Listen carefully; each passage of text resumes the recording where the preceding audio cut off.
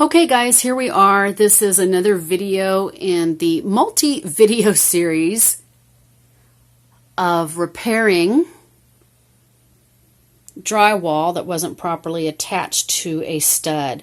If you remember in the last couple of videos, I was telling you about an issue that I had on the other side of this wall. Let's walk around again, just so we can be refreshed.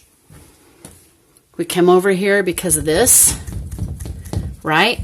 I have to fix that. Look at that. You can see into the other room now. Woohoo. Okay, so back into our workspace. As much as I wanted to pull this slat of sheetrock off, you know, and open it like a refrigerator door, that wasn't working. I had to just take the whole thing off. But hey, praise the Lord, it's going to be so easy to put back together. So this is what I'm looking at on the inside, and you can see right here where that wall is moving. And you might even be able to see what's happening. Look at that. See, you can see. That's the other side of the wall, part of the bathroom. Sticking out through there. So anyhow, I'm in. You can see where they took some of that insulation goo and they just tried to fill that hole before they slapped a batten strip in there. Man, that is pitiful. You can hear my computer clipping on in the background. All right, so I've taken this panel off, and now I gotta go in and I gotta put some wood up there so I can stabilize that board on the other side with drywall screws and all the other jazz.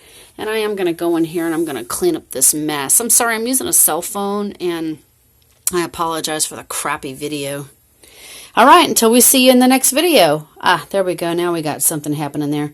All right, I'm going to clean this out. I'm going to cut myself a slat of wood and I am going to stick it here and here. Make sure I'm covering this area here. So I got a spot to work with, right? I'm going to attach that slat of wood and then I'll go ahead and finish out that wall on the other side.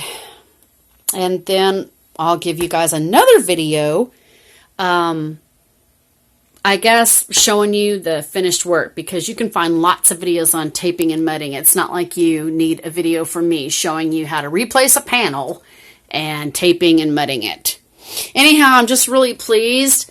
You can see on that second to last video where I told you not to try to remove your drywall in the middle of your stud, to come along the side of the stud.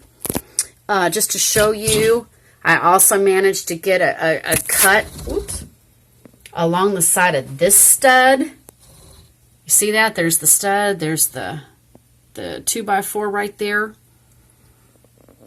Okay, and then there's the front end. So hopefully you're getting a good look at that edge. You can see that edge there. Anyhow, that's what you want to do, guys.